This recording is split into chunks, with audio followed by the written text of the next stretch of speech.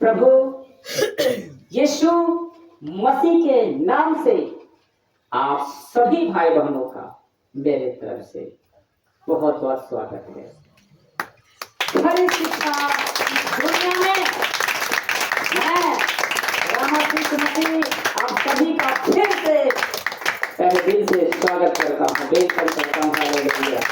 सभी लोग का विशेष रूप से सभी का मैं स्वागत करता हूँ। दोस्तों, मेरे भाई, मेरी बहन, आप खुश नसीब हैं जिसने आकाश को बनाया, जिसने सूर्य को बनाया, पेड़ पौधे, पशु पक्षी, रेंगने वाले, जंगली, पालतू, और आपको बनाया, जिसने आपको बनाया। आप खुशनसीब हैं जिसने फिर एक बार आप सभी को मौका दिया है। हालेलुया। सभी को एक बार फिर से बुलाया है आप लोगों को। अनंत करिए, अनंत करिए, 60 साल 70 साल के लिए नहीं, पूरे जीवन अनंत काल के लिए आपको बुलाया है। वो सबसे महान है, वो सर्वशक्तिमान है, जिसको कहते हैं प्रभु यीशु मसीह। जिसका नाम है, उसका नाम प्रभु यीशु है। जिस आकाश को आप देख रहे हैं ना, जिस सूरज को देख रहे हैं ना, हमारे परमेश्वर ने, हमारे पिता ने बोला मुंह से और वो बन चुका, बन गया। कहा तुम बन गया और बन गया।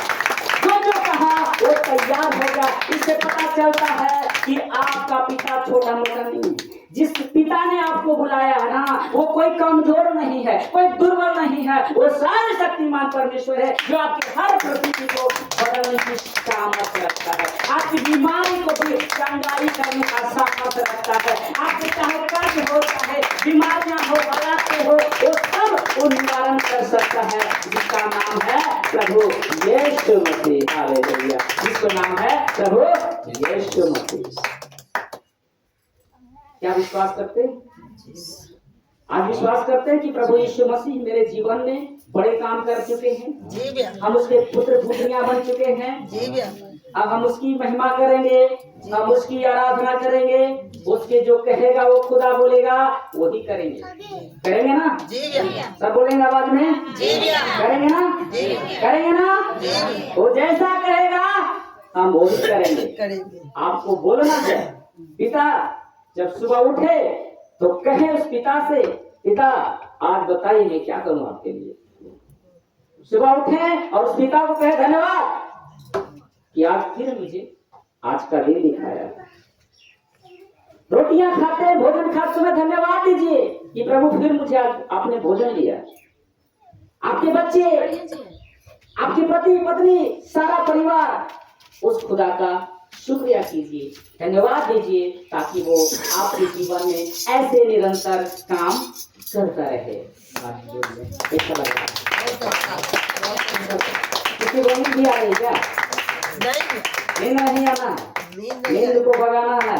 जैसा अभी हम लोगों ने भैया ने कहा ना, हम प्रभु यीशु मसीह के चेले हैं, दुनिया में धूम मचा देंगे। हम प्रभु यीशु मसीह के चेले हैं, दुनिया में धूम मचा देंगे। मचाने आप हमारे से यहाँ पर मचाना है कि नहीं मचाना? इस एरिया में मचाना है, जितने यहाँ पर है सब आपको मचाना है। उस खुदा का नाम वो मचाना, ताकि हर लोग कहे वो सच में महान परमेश्वर है, वो सच में जीवित खुदा है। ऐसा हर बच्चा, हर जाति के लोग उसके मुंह पर धन्यवाद कर सके। सभी लोग आप इस सबके गवाहियां हैं। इस एरिया में आपको धूम मचाना है। मचाएंगे ना? कैसा लग रहा है आज? बहुत अच्छा लगा, कैसा लग रहा है? महसूस करके देखिए। बहुत अच्छा। जब आप वचन सुन रहे हैं, जितना अंदर जाकर कितनी खुशी मिल रही है, आपको पहले कभी खुशी नहीं होगा। नहीं सच में उनका तारीफ क्या करें, उनका धन्यवाद कितना दें, कम पड़ता है। आप जिस शख्स को देख रहे हैं ना, आपके सामने में जो खड़ा है ना, कितना उम्र होगा? 35 साल, 32 साल, कितना? हेलो बोलिए। लेकिन आज परमेश्वर ने 2021 में मुझे चुना, और अभी कितना चल रहा है? 26। कितने साल हो गए? 5 साल। हम 5 साल के बच्चे, हम 5 साल के बच्चे। लग रहा है कि 5 साल के बच्चे हैं। हमारा नया जन्म हो गया। जब आप प्रभु यीशु को उद्धार करता स्वीकार करते हैं ना मेरे बहन, आपका नया जन्म होता है। जैसे एक बच्चा माँ के पेट यानी गर्भ से निकलता है, वो बच्चा जैसे ही चिल्लाता है, कहता है मैं इस संसार में आ गया। उसी प्रकार जब आप प्रभु यीशु को कहते हैं, प्रभु मैं तुझे उद्धार करता स्वीकार करता हूँ, मैं अपने पापों को क्षमा के लिए, मैंने जो पाप किया है, मैंने जो अपराध किया है, मैं तेरे सामने स्वीकार करता हूँ, प्रभु मुझे माफ कर दे और मुझे बेटा और बेटी बना ले। हालेलुया। बोलिए कि मुझे बेटा और बेटी बना ले।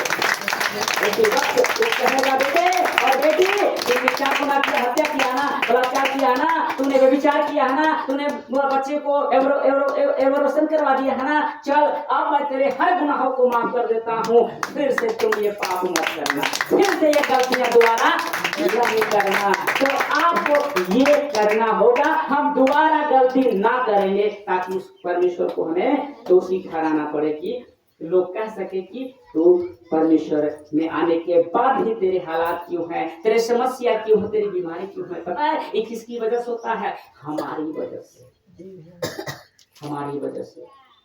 इसलिए इस बात को हर मसीह भाई बहन इस बात को ध्यान में रखिएगा कि हम वही करें जिसने हमें बुलाया है, जिसने मुझे कहा है, उसकी योजना, उसकी आज्ञा पर हम चल सके। आइए हम कुछ वचनों को देखिए। बड़ा आवाज बोला आप लोग खाए हमें कले कहाँ जा रहा होगा? पूरे गांव में मेरा जा रहा होगा आवाज। तो आप लोग थोड़ा सा बोला करिए, आप परमेश्वर के बेटा बेटी हैं, परमेश्वर को भी लगे कि सच में मेरा बेटा बेटी कितना एनर्जिंग है, कितना उत्साहित है, कितना लग रहा है ताकत से बोल रहा है। खुदा उसे खुशी मिलेगा ना आपको देखकर, ठीक है ना। तो आज के हम वचन को शुरू करते हैं। तो सब लोग तैयार हैं? जी भैया। तैयार हैं मेरे भाई मेरी बहन सभी लोग?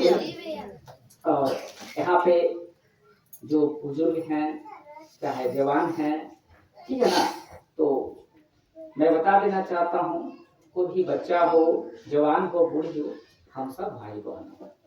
याद रखिएगा, जितने इस वक्त हैं, हमारा परमेश्वर एक ही है और उसी के हम संतान हैं। तो हम क्या लगे? भाई और सिस्टर एंड ब्रदर्स, लगे। तो इस उद्देश्य से हमें आना है, इस नजर से आनी है कि मैं अपने भाई से मिलने जा रहा हूँ, मैं अपने बहन से मिलने जा रहा हूँ।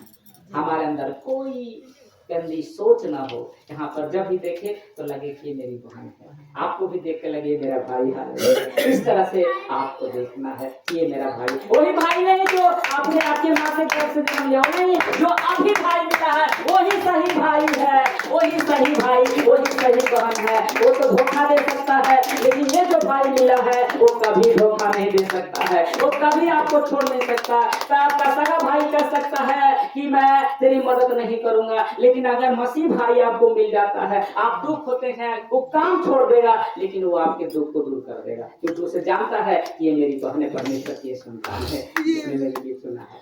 कैसा लग रहा है? बहुत अच्छा लग रहा है। समझ में आ रही है जो मैं बातें बोल रहा हूँ? जितनी इस वक्त सुन रहे हैं, आप सभी से मैं कहना चाहता हूँ, कैसा लग रहा है? समझ में आ रही है ना कि मैं क्या बोल रहा हूँ? कान को खोलना, काने खोलना है, और मुंह को बंद करना है, और आंख को खुली रखनी है, ताकि हम सीख सके। मालूम है आप खाना किससे खाते हैं? उसको बंद कीजिए। खाना किससे खाते हैं आप सभी बताइए, जल्दी जल्दी बताइए, समय नहीं है। खाना कैसे खाते हैं आप? बोलिए तो ये बोलिए, आप कब से खाते हैं? मुंह से खाते हैं। समझ रहे हैं, बूझ रहे हैं, जब भी घुचमुचा रहे हैं, हाथ से भोजन खा रहे हैं या कुछ से खा रहे हैं। मुंह से खाते हैं। किसे खाते हैं? ऐसे करके देते हैं तब मुंह में से खाते हैं। खाने की बात कर रहे हैं, लेने की बात नहीं कर रहे हैं, खाने की बात। तो आप मुंह से खाते हैं, लेकिन आज पता है आप किससे खा रहे हैं? कभी आपने सुना है? आज आप प्रभु यीशु का वचन कान से खा रहे हैं। कोई कान से खाता है क्या? लेकिन आप कान से खा रहे हैं। और लोगों से कहते हैं हम खाना खाते हैं कान से, तो कह रहे हैं पागल हो गया क्या? कान से कोई खाना खाता है वो तो सुना जाता है, लेकिन आज हम सब आए तो आप कानों से खा रहे हैं। कानों से खा रहे हैं। आंखों की कोई आवश्यकता नहीं है, आंखों की कोई जरूरत नहीं है, सिर्फ ये कान की आवश्यकता है। तो सब कान खोलिए कि नहीं खोलिए? खोले सब कान खोलिए ना? हाँ यस। कान खोल के रखिएगा। कितने लोग प्रार्थना करते हैं? हाथ खड़ा करें। जो प्रार्थना करेंगे वही बोलेंगे। हाथ उठाइए, क्यों डरते हैं? परमेश्वर के साथ जो प्रार्थना करते हैं वो हाथ हाथ उठाएं। उठाइए, प्रार्थना करो। डेली प्रार्थना करना है। प्रार्थना का तो कराते हैं, जानते हैं, बहुत जानते हैं। चलिए हम पता चल गया, शांति जानते बढ़ाएंगे आप लोग थोड़ी सी। मैंने अभी बताया कि मुंह की जरूरत नहीं कान की जरूरत, तो इस बात को ध्यान में रखना। हम आगे बढ़ते हैं। तो आप सब प्रार्थना करते हैं, कोई थोड़ी, कोई एक बार, कोई दो बार, है ना, लेकिन प्रार्थना करते हैं। तो आज इसी के बारे में हम लोग चर्चा करेंगे, क्योंकि ये बहुत जरूरी है। मसीह में चाहे वो एक दिन का हो, एक साल का हो, तो सभी को प्रार्थना करना चाहिए। समझ में आ रही है? मैंने कहीं पहले ही बोल दिया कि आपको बोलना नहीं, सिर्फ सुनना है, और जब बोला जाए तब हमें सुनना है। प्रार्थना से संबंधित संदेश, आज का जो हमने विषय आपके बीच में रखा हो, उस संदेश का जो नाम है प्रार्थना से संबंधित संदेश, जो आपको बहुत कुछ सीखने को मिलेगा। आज का जो संदेश है वो आपके जीवन में ऐसा मोड़ ले आ सकता है, आपके जीवन के ऐसी परिस्थितियां बदल सकती है। वो है प्रार्थना, वो है प्रार्थना, वो है प्रार्थना। जैसे आप भोजन के बिना नहीं रह सकते हैं ना, सांस के बिना नहीं रह सकते हैं ना, उसी प्रकार हर मसीह भाई बहन जो मसीह में है वो प्रार्थना किए नहीं रह सकता है। वो श्वास भी नहीं ले सकता है। श्वास लेना है तो प्रार्थना करना होगा, हमें भोजन खाना है तो प्रार्थना करना है। अगर आप एक दिन प्रार्थना नहीं करते हैं तो पता है मेरे भाई मेरी बहन, आपकी जीवन की आयु घट गई। एक दिन नहीं खाएगा तो क्या होगा आपका शरीर? मालूम है, कमजोर होगा ना। उसी प्रकार अगर एक दिन आप प्रार्थना नहीं करोगे तो आपकी उम्र भी खत्म हो जाएगी धीरे धीरे, और श्वास भी धीरे धीरे चला जाएगा। तो अगर आपकी उम्र को बढ़ाना है, अपने श्वास को निरंतर बढ़ाना है, तो आपको प्रार्थना करना होगा। आपको क्या करना होगा? प्रार्थना करना होगा। ध्यान से सुनेंगे। नया जन्म पाने के बाद हम कौन है? जब आप प्रभु यीशु मसीह में आते हैं, उसको कहते हैं कि प्रभु यीशु, मैं आपको प्रभु जानकर अंगीकार करता हूँ, सच्चे मन से विश्वास करता हूँ कि तूने मर गया था लेकिन परमेश्वर ने 3 दिन 3 रात में जिंदा किया है, तो मैं निश्चय उद्धार पा चुका। उसी समय आप प्रार्थना करने वाले व्यक्ति बन जाते हैं, उसी समय आप नया जन्म पाते हैं। उसके बाद बताइए हमको, अगर ये समझ लोगे तो किसी से प्रार्थना नहीं कराओगे। अगर आज के संदेश को जो आपके बीच में मैं रख रहा हूं, अगर आप इसको समझ लोगे तो आपको किसी से प्रार्थना करवाने की जरूरत नहीं है। अब कुछ भी होता है तो कहते हैं मेरे लिए प्रार्थना कर, मेरे लिए चंगाई कर दीजिए, कहते नहीं कहते हैं? हेलो, पेट दर्द हो रहा है, सिर में दर्द है, बुखार है, भैया प्रार्थना कर दीजिए, थोड़ा सा चंगाई दे दिए ना। कौन करता है मालूम है? ये कौन करता है समझना होगा।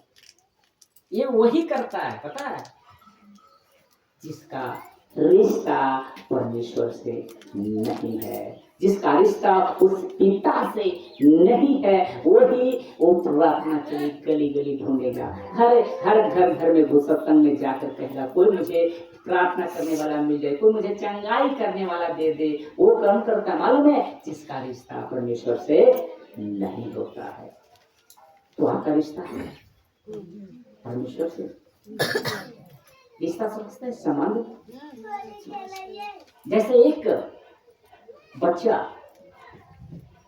अपने जैसे ही पिता को देखता है, वो दौड़कर वो कहता है पापा, बोलता है कि नहीं बोलता?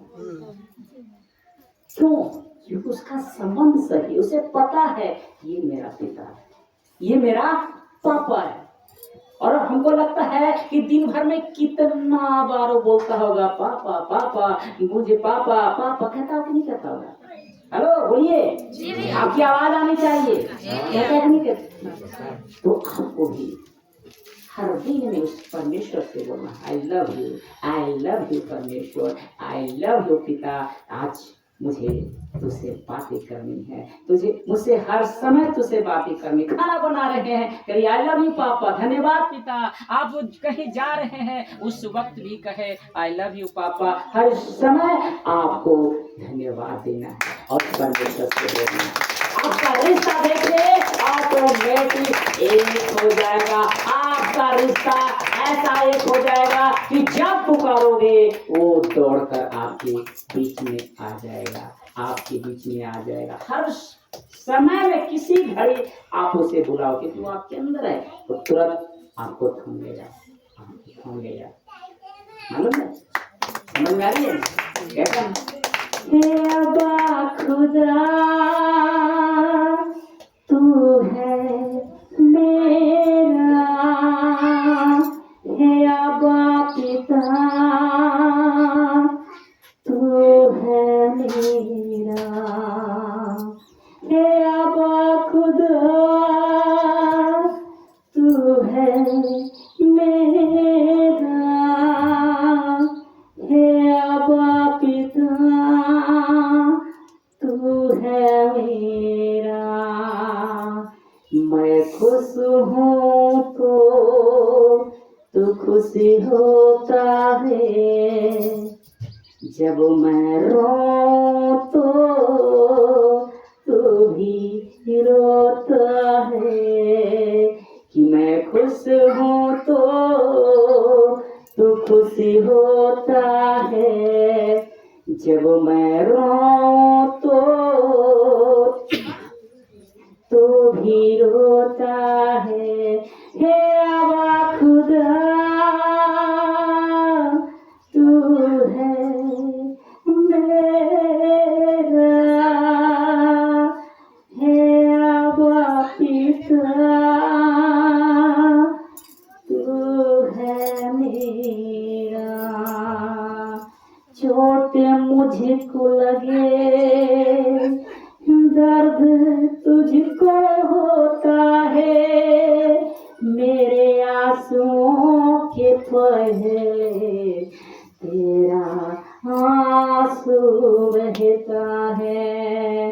चोट मुझको लगे, दर्द तुझको होता है, मेरे आंसुओं के पहले तेरा आंसू बहता है।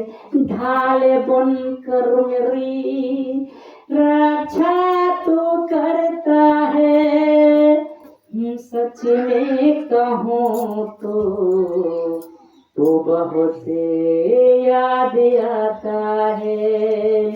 सभी बोले हे अब्बा खुदा तू है मेरा, हे अब्बा पिता तू है मेरा, हे अब्बा खुदा तू है मेरा, हे अब्बा खुदा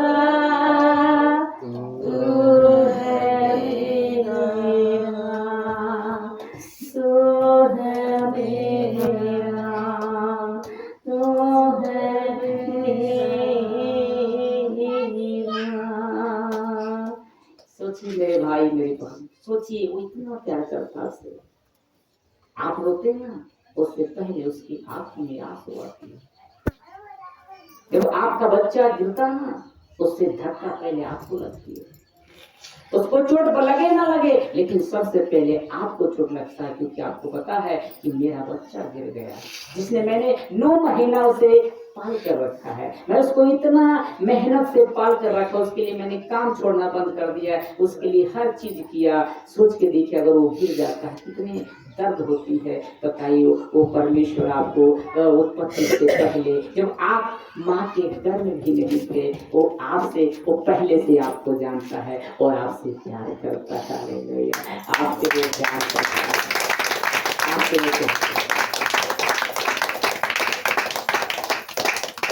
इसलिए मेरे प्रियो, मेरे भाई, मेरी बहन, आपको रिश्ता बनाना है। रिश्ता ऐसा बनाओ कि लोग देखे कि सच में इसका रिश्ता परमेश्वर से कितना गहरा है, कितना गहरा है। हम आगे बढ़ते हैं, हम आगे बढ़ते हैं। एक वचन पढ़ेंगे, पहला कुरिन्थी उसका पहला अध्याय वचन 9।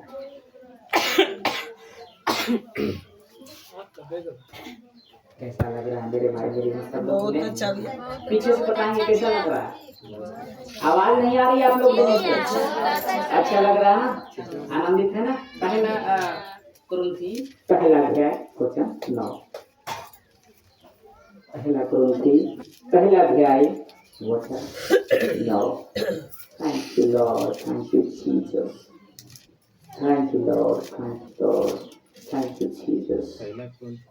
1:9 पहला अध्याय वचन 9।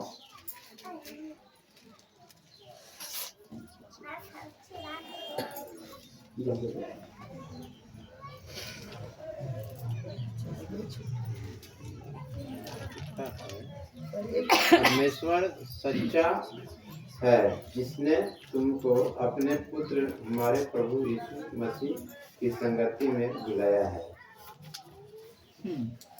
आइए इस वचन को बड़े ध्यान से समझिए। देखिए लिखा है, पहला कुरिन्थी पहला अध्याय वचन 9 कहता है, परमेश्वर सच्चा है। आपका जो पिता है ना, जो आपका पिता प्रभु यीशु है ना, वो क्या कहता है? सच्चा है। ओ परमेश्वर, आपका पिता जो है वो कहता है मैं क्या हूँ? सच्चा। वो सच्चा है, वो झूठा नहीं है। मालूम है, कहता है जिसने तुमको अपने पुत्र प्रभु यीशु मसीह की संगति में बुलाया। आपको किसने बुलाया है? जो आज इतना बैठे हैं, आपको बुलाने वाला कौन है? वो कौन है? सच्चा है। वो परमेश्वर क्या है? सच्चा है, झूठा नहीं है, सच्चा है। इसलिए तो आपको बुलाया है मेरे भाई मेरी बहन। उसने बता रहा है कि मैं सच्चा हूँ, मैं तेरा परमेश्वर हूँ, मैं तेरा बाप हूँ, जो मैं तुझे खींच कर अपने पास बुलाया हूँ। वो सच्चा है। वो क्या है? सच्चा है। तो आपका बाप सच्चा है, हम ठहरे उसके बेटे और बेटी हैं। तो हमें क्या होना चाहिए? अगर हमारा पिता सच्चा है और हम झूठ हैं, तो बाप कहेगा कि तो मेरा बेटा है? नहीं कहेंगे। कहेगा नहीं। मैं ठीक हूँ तो गलत है, तो मेरा बेटा नहीं है। अगर तू मेरा बेटा है तो तुम भी सच्चा बनना पड़ेगा। तो आज सबको सच्चा बनना होगा, नहीं बनना होगा? क्यों? क्योंकि मेरा परमेश्वर जिसने बुलाया है आपको वो सच्चा है। तो फिर हमें सच्चा बनना पड़ेगा ना। तो आज से जाइएगा तो झूठ मत बोलिएगा, पति से भी, बच्चे से भी नहीं, पड़ोसी से भी नहीं। आपको झूठ नहीं बोलना है। समझ में आ रही है मेरी बात जी ना? भैया। आपको नहीं झूठ बोलना। कट गया क्या? लाइट कट गया। लाइट तो है वो इमरजेंसी वाला है। कट गया है। नहीं भैया बढ़ रहा है लाइट। ऐसी बाजा में अच्छी होती है। हेलो। कुछ छूटा होगा तार। तो आज से, अभी से आपको सच्चा बोलना है, जी क्योंकि आपका परमेश्वर कौन है? सच्चा है। सच्चा है, इसलिए आपको सच्चा बोलना है। इसलिए वो कहता है परमेश्वर सच्चा है जिसने तुमको अपने पुत्र हमारे प्रभु यीशु मसीह की संगति में बुलाया है। संगति में बुलाया है। आपको बुलाने वाला कैसा है? सच्चा है। तो आपको हर मुस्लिम भाई बहन हो, भाई हो, कोई भी हो, आपको झूठ नहीं बोलना है बल्कि सच्चा बोलना है। तभी वो परमेश्वर आपको कहेगा तू मेरा बेटा है, तू मेरी बेटी है। समझ में आ रही है ना? भजन कहता है तू पवित्र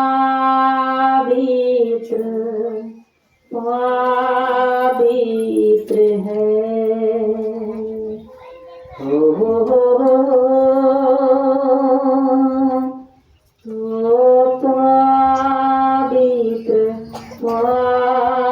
पवित्र है, तू सच्चा है प्रभु, तू झूठा नहीं है, तू सच्चा है प्रभु, तू झूठा नहीं है। ला ला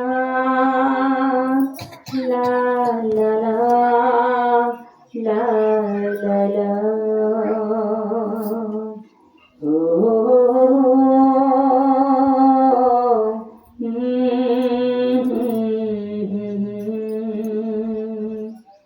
वो कौन है? सच्चा है। इसलिए हर वो गलत चीजें, हर बुरी आदतें आपको छोड़ना होगा, क्योंकि उसने आपको बुलाया है। अच्छा लग रहा है? बहुत अच्छा अच्छा लग रहा है ना? जी भैया। ऐसा कभी आपको शिक्षा मिला? आप कहीं भी गए थे, मिला था ऐसा? लेकिन सच में पूछिए तो ये खरी शिक्षा है, ये खरी शिक्षा है। मैं फिर कहता हूँ ये खरी शिक्षा है।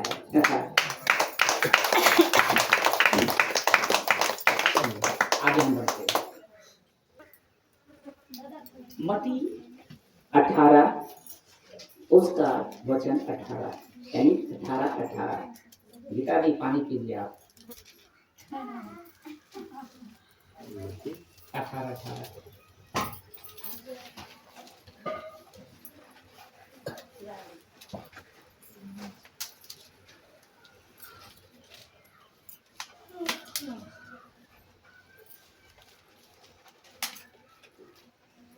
मत्ती 18 पढ़िए क्या लिखा है?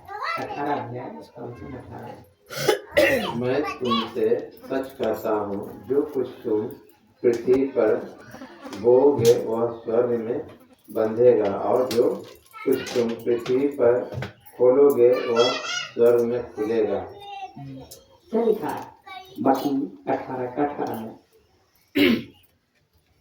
मैं तुमसे सच कहता हूँ, वो झूठ नहीं कह रहा। क्या कह रहा है? सच कहता हूँ कि जो कुछ तुम पृथ्वी पर बांधोगे, इस पृथ्वी पर प्रार्थना में क्या करोगे? जो कुछ आप इस प्रार्थना पृथ्वी पर करोगे, बांधोगे, वचन कहता है वह स्वर्ग में बंधेगा। जो कुछ इस पृथ्वी पर आप कर रहे हैं और वो स्वर्ग में बंधेगा। और ऐसा लिखा है कि अब जो कुछ तुम पृथ्वी पर खोलोगे वह स्वर्ग में खुलेगा। हालेलुया, वो स्वर्ग में खुलेगा। यानी जो यहाँ करोगे वहाँ बन जाएगा, यहाँ करोगे वहाँ खुल जाएगा। आपके लिए स्वर्ग भी खुल जाएगा। प्रार्थना करने वाले व्यक्ति समझ में आ रही है? जी भैया। समझ में सभी को आ रही है? मरकुस 16 और 17। मरकुस 16 अध्याय वचन 16 और 17। मरकुस मरकुस, मती के बाद मरकुस। आप लोग को जानकारी होनी चाहिए। 16 16 16 16 के 16 हाँ। 16 मती 16 16 मरकुस 16 16। जो विश्वास करे और बपतिस्मा ले उसी का उद्धार होगा, परंतु जो विश्वास न करेगा वह दोषी ठहराया जाएगा। विश्वास करने वालों में एक चिन्ह होंगे कि वे मेरे नाम से दुष्टात्माओं को निकालेंगे, नई नई भाषा बोलेंगे, सांपों को उछालेंगे, और यदि उन्हें प्राणनाशक वस्तु भी पी जाएंगे तो भी उनकी कुछ हानि न होगी। समझ में आ रही है क्या लिखा है? बड़ी ध्यान से समझिए मेरे बहन। 16 और 16 कहता है जो विश्वास करे। कितने लोग विश्वास कर रहे हैं? बताइए जल्दी। विश्वास कर रहे हैं? बड़े ध्यान से समझिएगा। जो विश्वास करे और बपतिस्मा ले। अब यहाँ पर आपको समझना, ये बपतिस्मा कहाँ से आ गया? विश्वास के बारे में तो जान रहे थे, विश्वास करना है। ये बपतिस्मा कहाँ से आ गया? है ना? क्या सब यहाँ पर आप लोग का सवाल होगा कि नहीं होगा? विश्वास तो हम जानते हैं, लेकिन बपतिस्मा तो आज तक तो किसी ने बताया भी नहीं होगा, चर्चा भी नहीं कोई किया है। ये आखिर है क्या? ये वो बपतिस्मा है जब आप पिता, पुत्र और पवित्र आत्मा के नाम से जब पानी से आप डूबा कर निकलेंगे, उसको कहते हैं बपतिस्मा। यानी आपका जितने भी पाप, आपने कहा प्रभु यीशु उद्धार करता हमारा है, हमने विश्वास किया, और जैसे हम बपतिस्मा लेते हैं तो कहता है वचन, वो स्वर्ग खुल जाता है, आपका नाम उस जीवन की पुस्तक में लिख जाता है। आपका नाम जो स्वर्ग में बना ना, वहाँ आपका नाम लिख जाता है। इसलिए वो कहता है जो विश्वास करे और बपतिस्मा ले, लिखा है उसी का उद्धार होगा। तो आप सभी ने विश्वास किया, लेकिन बपतिस्मा तो क्या आपका उद्धार होगा? इस बड़ी सवाल है, इस पर चर्चा हम लोग बाद में करेंगे, क्योंकि आज का संदेश कुछ और है। ठीक है ना? इस पर हम चर्चा करेंगे। और 16 के बाद 17 लिखा है विश्वास करने वालों में ये चिन्ह होंगे। चिन्ह मतलब चमत्कार। क्या? चमत्कार। लिखा कि वे मेरे नाम से, किसके नाम से? मेरे नाम से, परमेश्वर के नाम से। मेरे नाम से मतलब प्रभु यीशु के नाम से। यीशु नहीं बोलना है, उनको बोलना है प्रभु यीशु के नाम से। इसलिए वो कहता है कि जो मेरे नाम से मांगोगे, लिखा है, मैं फिर से पढ़ देता हूँ, वे मेरे नाम से, यानी प्रभु यीशु के नाम से दुष्ट आत्माओं को निकालेंगे। यानी आप जैसे ही विश्वास करते हैं, आप में वो शक्ति आ जाती है, आप में वो पावर आ जाती है कि दुष्ट को कहोगे, ऐ दुष्ट, मैं कहता हूँ प्रभु यीशु के नाम से मेरे शरीर को छोड़, तो क्या करेगा? वो तुरंत आपके बॉडी को छोड़कर भाग जाएगा, क्योंकि वो आपके नाम से नहीं, प्रभु यीशु के नाम से भाग जाएगा। तो आपको प्रभु यीशु के नाम से दुष्ट आत्मा भगाना है, दुष्ट आत्मा भगाना है। घर में समस्या आ रही है ना, आपको डर लग रहा है ना, आपको घबराहट हो रही है ना, उस घबराइए नहीं। उस वक्त का यह दुष्ट आत्मा, घबराने वाला, डराने वाला, मैं तुझे आदेश देता हूँ, मैं तुझे आज्ञा देता हूँ, चल मेरे परिवार को छोड़ के निकल, मेरे परिघर से निकल, बर्तन से, बिस्तर से, हर एक कोने कोने से निकल, प्रभु यीशु के नाम से। और कांपता हुआ, थरथराता हुआ आपके घर को छोड़कर भाग जाएगा। वो आपने पावर आ चुका है, वो आपकी शक्ति है, वो आपके पास अंदर शक्ति है। और जब आपके पास हालात आते तो आप क्यों डरते हैं? क्यों दूसरे को खोजने लगते हो? क्योंकि आपको विश्वास नहीं, आपकी प्रार्थना परमेश्वर से नहीं है, आपका रिश्ता उस परमेश्वर से सही नहीं। हेलो, मेरे बात को समझ रहे हैं?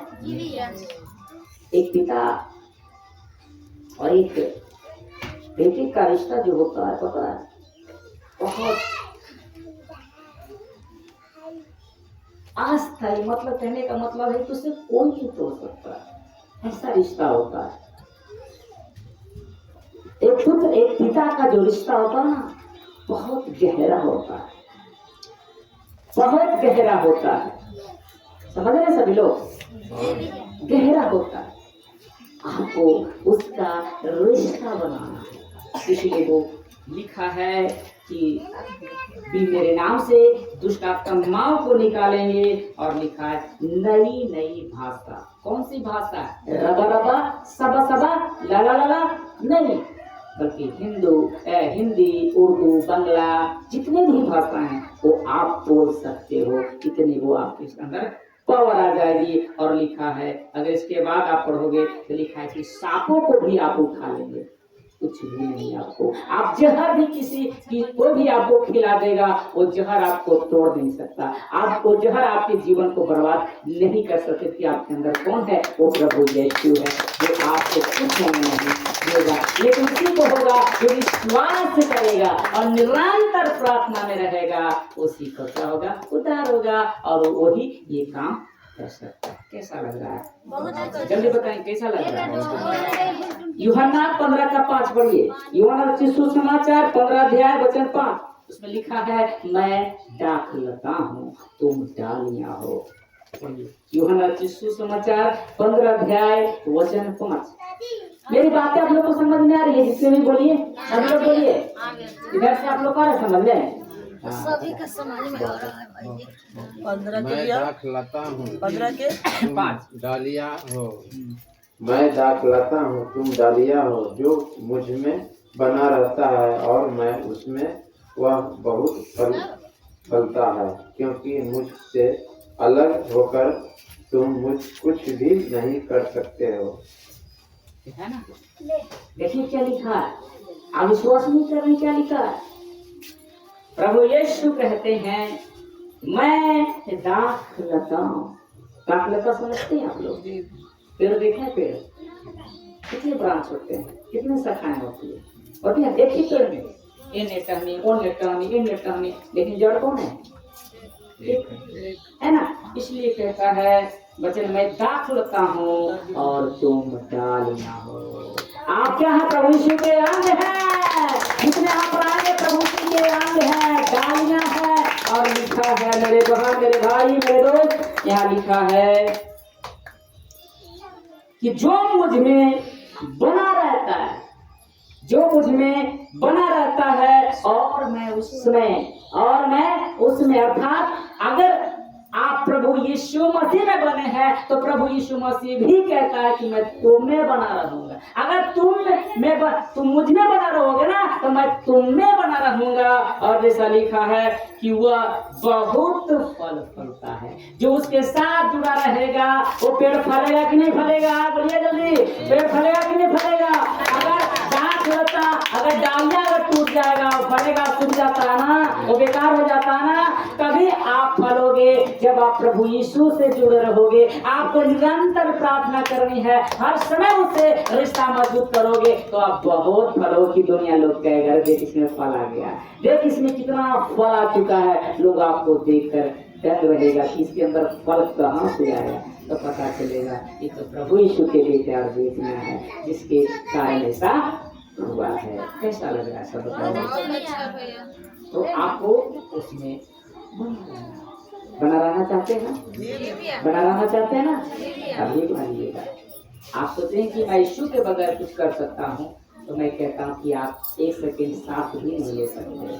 मालूम है? क्योंकि सांस भी उसने ही आपको दिया है, वो जीवन उसने ही आदम के में फूका। अगर वो नहीं फूका होता तो आज हम और आप सांस नहीं लेते, बल्कि मिट्टी के समान बनते, पत्थर के समान बने होते। लेकिन आज हम लोग जीवित हैं, टहल रहे हैं, बोल रहे हैं, बातचीत कर रहे हैं। ये सब किसका अनुग्रह है? प्रभु यीशु का देन है मेरे बहन, उसका देन है।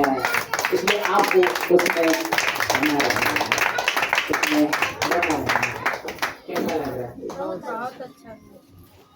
आ रहा है समझ में मेरी बातों को? सब लोग बोलिए थोड़ी आवाज में। इसलिए आपको ये करना है। बाइबल में जो आपके बीच में मैं रखा हूँ, जितने भी प्रार्थना को लेके वचन है वो सब खुद प्रार्थना करो। आपको क्या करना है? खुद प्रार्थना करनी है। क्या लिखा है?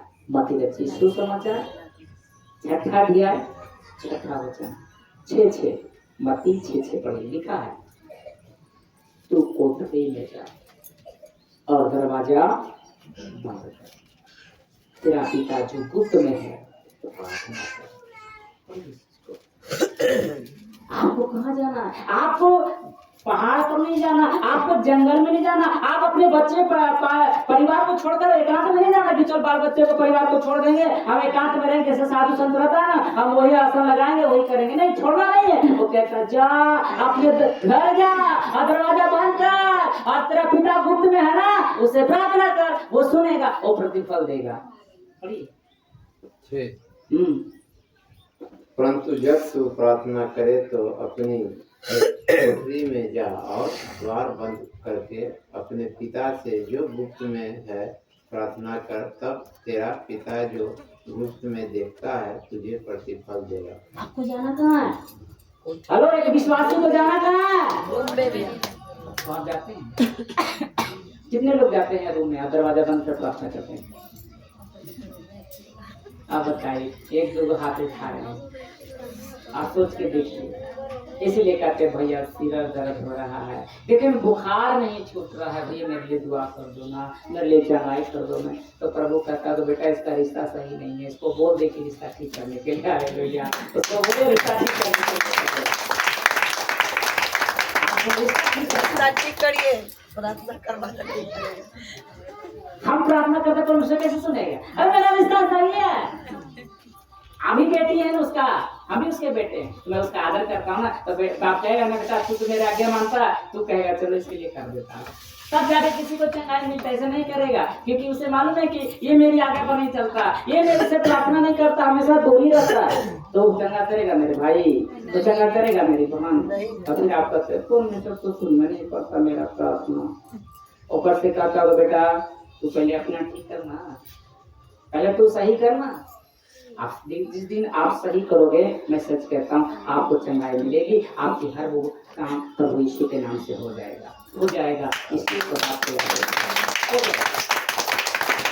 आपको कोठरी में दरवाजा बंद करने, कितना भी समस्या आ जाए मेरे बहन, कुछ भी आ जाए, पति अगर मार भी रहा है तो कुछ मत बोलो, जाके अंदर जाओ, रूम बंद करो और पिता से कहो प्रभु मुझे बचा, मेरे पिता मेरे बाप मेरी रक्षा कर। वो स्वर्ग छोड़ देगा, वो आपके लिए बचाने के लिए आ जाएगा, आपको बचा देगा, आपके पति को ऐसा ठीक करेगा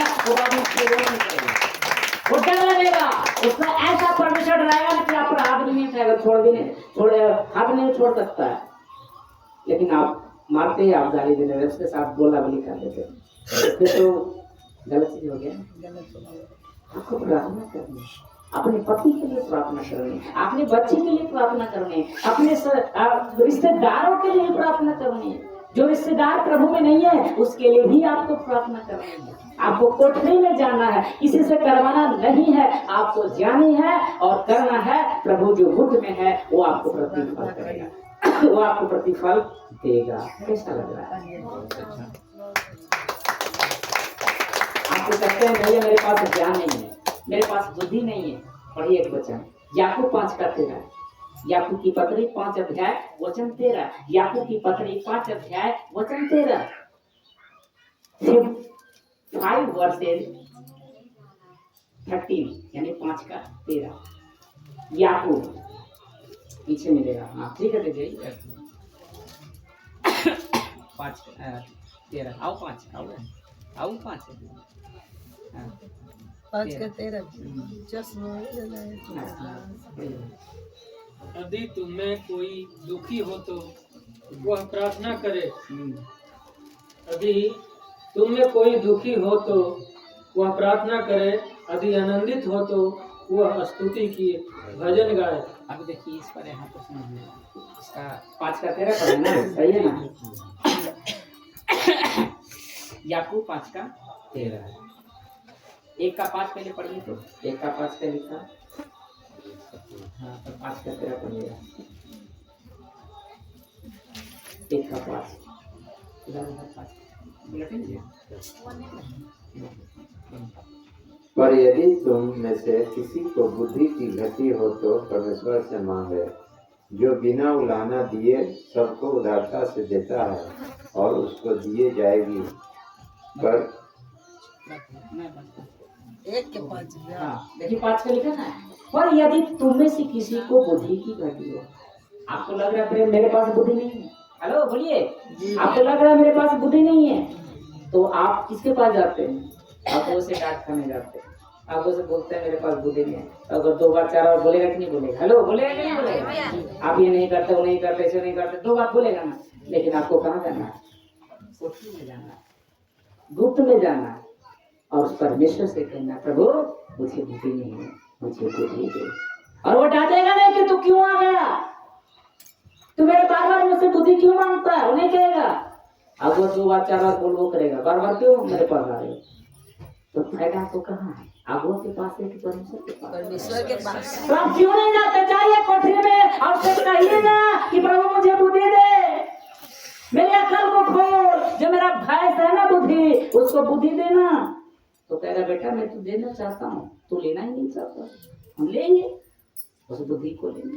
क्या लिखा है कि वो उदारता से देता है, वो बिना उलाहना से दिए देता है। तो आप उसके पास जानिए ना, तब वो बुद्धि देगा। और आप पढ़िए 5 का 13, याकूब 5 का 13।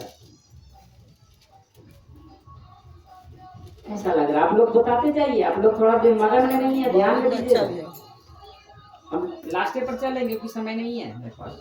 यदि तुम्हें से कोई दुखी है तो वह प्रार्थना करे, यदि आनंदित है तो वह स्तुति के भजन गाए। दिखाई में लिखा है। अब मैं सभी को बोलना चाहता हूँ, अब यहाँ पर लिखा है कि नहीं लिखा है? लिखा है भाई बहन मेरे बहन, यदि तुम्हें कोई दुखी है, दुखी का मतलब बुखार से, सर्दी से, जुकाम से या कोई समस्या आ गया तभी ना दुखी होते हैं। हेलो बोलिए, दुखी से तो होता है। तो उस दुखी में प्रभु कहता है, वह मतलब तुम, सिंगुलर है, वह मतलब तुम क्या कर? प्रार्थना कर। पता है हमारी जब समस्या आती है तो हम प्रार्थना ही छोड़ देते हैं, माथा पकड़ लेते हैं। अब क्या हो, माथा पकड़ के सोचते हैं अब क्या करो, और अपनी बुद्धि लगाना शुरू कर देते हैं। क्या मैं गलत बोल रहा हूँ? बोलिए हेलो बोलिए, क्या बोल रहा हूँ ना? लेकिन वहां पर क्या करना था? आपको प्रार्थना करना। आपको चिंता है ना, बच्ची की शादी नहीं हो रही है ना, दुखी है ना आपको, आपका पति मार रहा ना, कमा नहीं रहा ना, दुख है ना उसके चलते, तो आपको उससे लड़ाई नहीं करनी है। आपको जाना है परमेश्वर के पास और उससे कहना है, प्रार्थना करना है, उससे कहना है मेरे बच्चा नहीं तेरा बच्चा है, मेरा पति अब तेरा बच्चा हो चुका है, उसको रोजी रोजगार दे, मेरे बच्चे बेटी की शादी कैसे होगी, ये तेरी जिम्मेदारी है। आप प्रार्थना करेंगे, वो कहेगा हाँ बेटे मैं जानता हूँ मेरी बेटी है, अब तू इसको सारा छोड़ दे, मैं इसकी शादी कराऊंगा, मैं तेरे बच्चे को मैं रोजगार लगाऊंगा। हालेलुया। आपको प्रार्थना करनी बस, आपको सिर्फ इतना करना। आप इतना भी नहीं कर पाते, आप चिंता करते हैं। लिखा है कि यदि आनंदित हैं मतलब खुश हैं, कोई दिक्कत नहीं, तो आपको भजन गाना है, धन्यवाद देना है, खुशी मनाना है ना। लेकिन दुख हो तो आपको प्रार्थना भूलना नहीं, चाहे कुछ हो जाए आपको प्रार्थना करनी है, प्रार्थना करनी है। हम लास्ट की ओर हैं, फिर आगे बढ़ेंगे।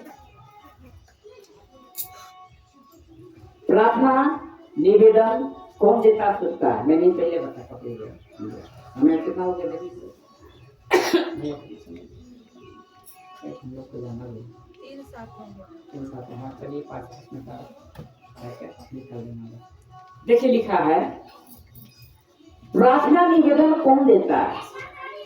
फिर का जिसका रिश्ता प्रभु यीशु के साथ ठीक नहीं है, वही प्रार्थना के लिए दौड़ेगा, कभी सत्संग में तो कभी उस सत्संग, कभी चर्च में कभी उस चर्च में, क्योंकि उसका रिश्ता सही है।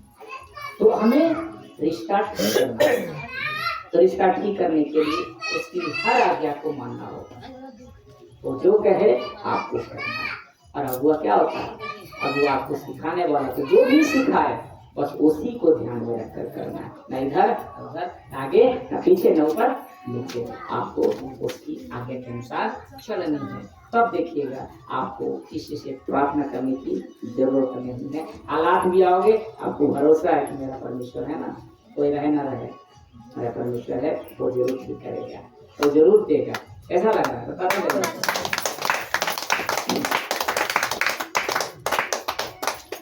बस एक दो वचन आप पढ़ के, ये बहुत इम्पोर्टेंट है, पढ़िएगा।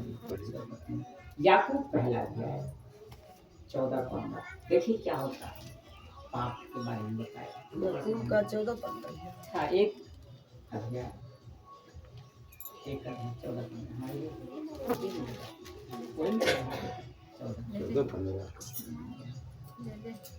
13 के बाद है ना 14-15 पढ़िए।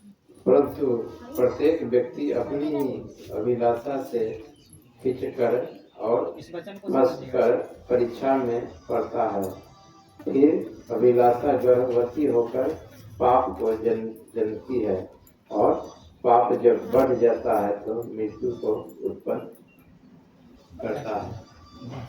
आप समझ में आइए, यहाँ पर इस बात को समझिए क्या प्रभु कहना चाह रहे हैं। याकूब की पत्री पहला अध्याय वचन 14 कहता है, परंतु प्रत्येक व्यक्ति अपने ही अभिलाषा से खींचकर और फंसकर परीक्षा में पड़ जाता है। यानी वही व्यक्ति जो प्रार्थना नहीं करता, जो संसार की अभिलाषाओं में, अपने अभिलाषाओं में फंस जाता है, वही उसके जीवन में परिस्थितियां आ जाती है।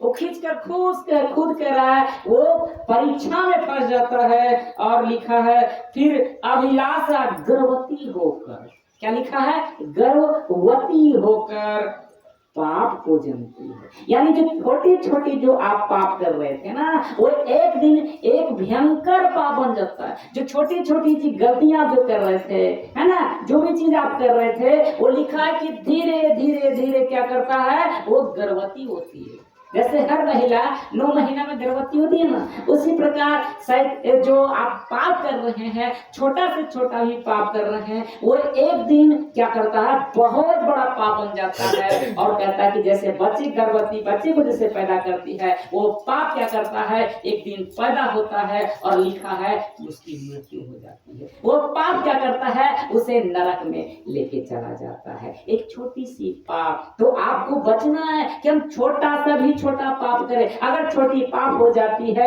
तो स्वीकार कर लें, उस खुदा से कह दें कि प्रभु मुझसे आज पाप हुआ है, मुझसे गलती हुई है, मुझे माफ कर। तो प्रभु कहता है ठीक है, मैं तुझे माफ करता हूँ। इसका मतलब ये नहीं है कि हम फिर पाप करें और फिर कहें कि प्रभु मुझे माफ कर दे। बार बार पाप करने से परमेश्वर माफ करेगा? नहीं करेगा। हमें बार बार नहीं करना है। 5 का 13 और 14 वर्ष याकूब 5 का 13 छोड़ दिए। देखिए, रिश्ता मैंने बताया है, आपको रिश्ता ठीक करना है, ठीक है ना। इस पर हम बहुत चीज गहरा अध्ययन है, लेकिन समय नहीं है। एक दिन में आप लोग को भी कितना सीखिएगा, है ना। तो इतना चीज आपको करना जो मैंने आपको रखा है।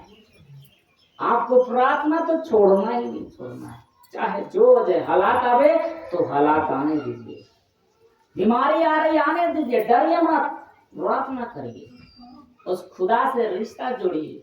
मैं सच कहता हूँ कि वो आपकी हर बीमारी को, हर समस्या को, हर वो चीजों को ऐसा कर देगा जो आप सोच भी नहीं सकते हैं। वो क्यों? क्योंकि वो सर्वशक्तिमान परमेश्वर है, वो आपका पिता है जो सब कुछ कर सकता है, जो दुनिया बना सकता है। वो आपके लिए चंगाई नहीं दे सकता है, आपकी बीमारी ठीक नहीं कर सकती है, आपके रोजी रोजगार नहीं दे सकता है, आपके पति को ठीक नहीं कर सकता है, आपका परिवार को चंगा नहीं कर सकता है। ऐसा कर सकता कि नहीं सकता? जब आपका रिश्ता एक हो जाएगा, सब आपके लिए संभव है, सब कुछ आपके लिए संभव है।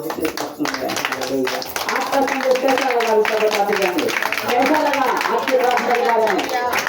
तो प्रार्थना करना है कि करना है, नहीं करना? अब बीमारी हो जाए तो बड़ा पति बोल दे तो करना है ना, कुछ भी हो जाए। एक कान से सुनिए, एक कान से निकालिए, लेकिन प्रार्थना मत सुनिए, प्रार्थना मत भूलिए कि नहीं हमें प्रार्थना करना है। जब प्रार्थना करोगे ना आपका रिश्ता ठीक हो जाएगा। और जिस दिन आपका परमेश्वर से आपका रिश्ता हो जाए ठीक हो गया, मैं सच कहता हूँ आपको किसी चीज की कमी नहीं होने देगा, किसी चीज की कमी नहीं होने देगा। कुछ भी नहीं है, खाने की, पीने की, पहनने की, रहने की, किसी चीज की वो कमी नहीं। उसके पास सब कुछ है, जिसने सब कुछ बनाया। पत्ता कहता ही तो हिल जाता है, सूरज को कहता उगना है टूटता है, जो उसकी आज्ञा। शैतान भी थरथराता है उसके नाम से। यीशु के नाम में वो सामर्थ है कि शैतान भी उसे काटता है। तो आप उससे प्रार्थना करो ना, शैतान अपने आप काट के आपको शरीर को छोड़ देगा, अपने घर को छोड़ देगा। चलिए आइए हम सब आगे बढ़ते हैं। हम चलते हैं आगे की प्रार्थना करने के लिए। जाना है किधर जाना? इधर आ जा, इधर पानी बाबू। पीना है। लेके भाग जाएगा। ठीक है, ए लड्डू। सभी आदमी और सब आंख बंद आंख करेंगे बैठिए और प्रार्थना और ध्यान करें।